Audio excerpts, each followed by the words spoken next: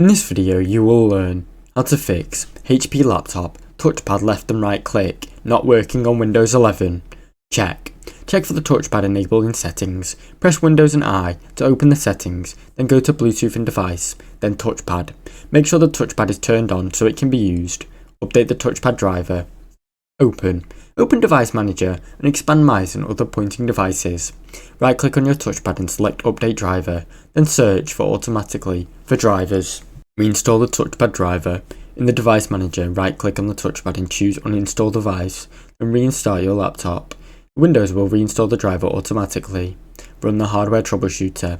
Press Windows plus R and type this, then click Enter to launch your hardware and device troubleshooter, then follow the on-screen instructions. Check the touchpad settings in the control panel.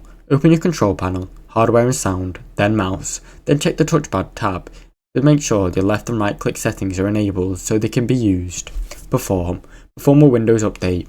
Go to Settings and Windows Update and click Check for updates to install any pending updates that may fix your driver or compatibility issues. Now you know how to fix HP laptop touchpad right and left click not working on Windows 11. Thanks for watching. Don't forget to like and subscribe.